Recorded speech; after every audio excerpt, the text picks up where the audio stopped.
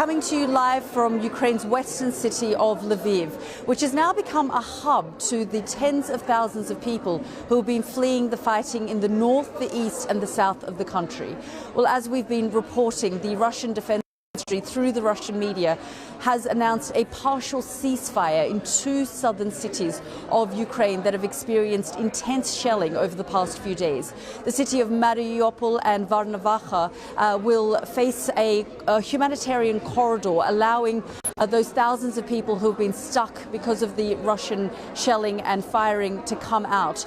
Although earlier I spoke to Ukrainian officials who said they're still waiting to get the buses and the various other means to get the civilians out of the city. Well, Dan Johnson has the very latest.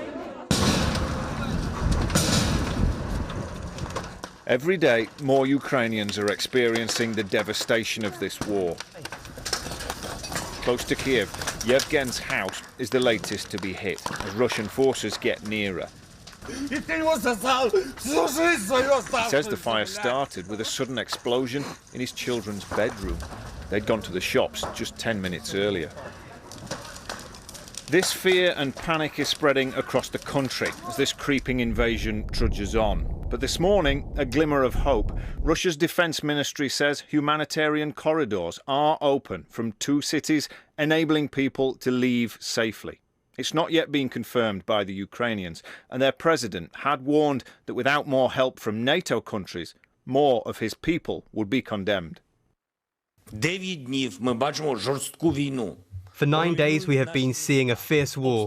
They are destroying our cities, shelling our people, our children, residential neighbourhoods, churches, schools. They are destroying everything that ensures a normal life, human life, and they want to continue it, knowing that new strikes and casualties are inevitable.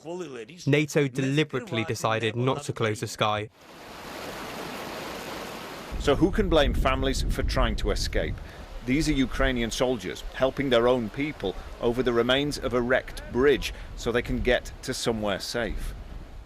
A rocket hit the building next to ours, Irina says. We're scared and we can't sleep. People in panic don't know what to do, Alexander says. The children have been in the basement and they have nothing to eat.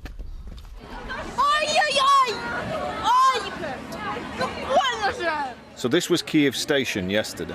It's become a sending-off point for separating families heading further west. Fathers, sons and brothers are being left behind to fight. The UN says 1.2 million people have now left the country.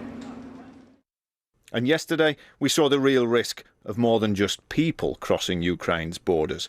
An explosion and fire next to the country's biggest nuclear power station underlined the potential for this conflict to spiral.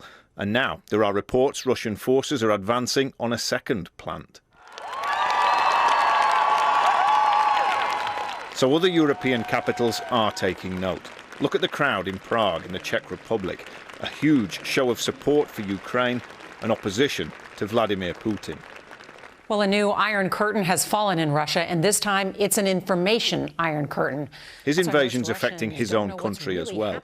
American networks like CBS have joined some British and other international news organizations suspending reporting from Russia.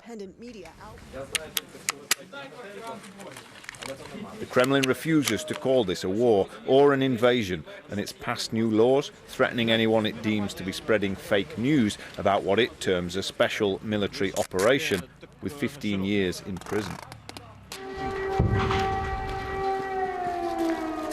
The biggest impact, though, is on Ukraine's towns, cities and its people, increasingly bombarded and beleaguered, and it's likely worse is still to come. Dan Johnson, BBC News.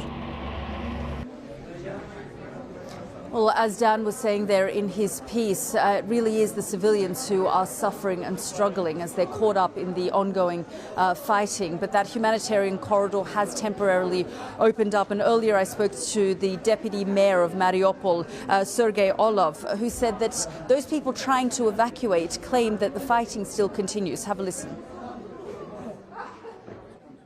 2-3 hours ago, we received information about ceasefire, and possibility to settle humanitarian corridor. And we start our procedure of evacuation.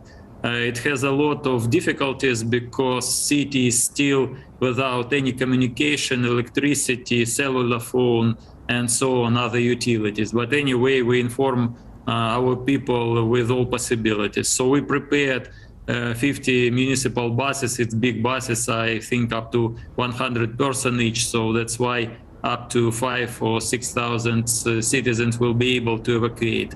When I am providing this interview, the situation changes. So I received information that in Mariupol ceasefire started, but there is some conflict and fights on Zaporizhia region. That's why we are waiting to start in ceasefire during all the humanitarian corridor from Mariupol to Zaporizhia. The situation is changes, but we believe we'll be able to realize our plan for today. And we know that the ceasefire is going to last for about 5 hours today, and you need to get at least 200,000 people out of the city, civilians who are stuck. Do you think this ceasefire will extend into tomorrow? We believe in that, and I know that Ukrainian government worked to do 1 or 2 or 3 ceasefire more, and we work on it. I'm sure it will be realized. Just tell us the situation on the ground in Mariupol, because of course it's come under heavy shelling in the last few days. Tell us what the civilians there are going through. The situation is terrible and awful because city is under continuous bombing and shelling. As I told before, Russian army use all kind of weapons it has. So they use artillery, tactic rockets, multiple launch rocket systems, etc. At night, Russian airplane bombed the city, all the districts of the city. That's why city municipal infrastructure are destroyed hour by hour, second by second. The city looks like destroyed at the moment. Yeah, and you talked about these 50 buses. Have you managed to get them into Mariupol, or are you still waiting? No, we didn't have confirmation that all the road is safe. The road exactly from Mariupol is safe, but during the road there are some points that are under contact, and we are waiting of confirmation to all the road. So you're waiting to hear. Are you speaking directly to the Russian side about this, or are you speaking to the Ukrainian army? Not us, not municipality, not us. There are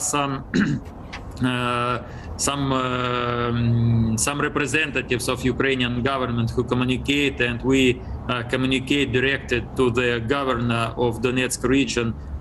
It's under his control, always organized.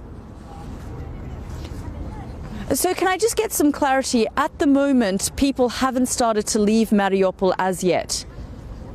In organized way, no. I think some people are started to leave by their private cars, but in organized way by buses, no.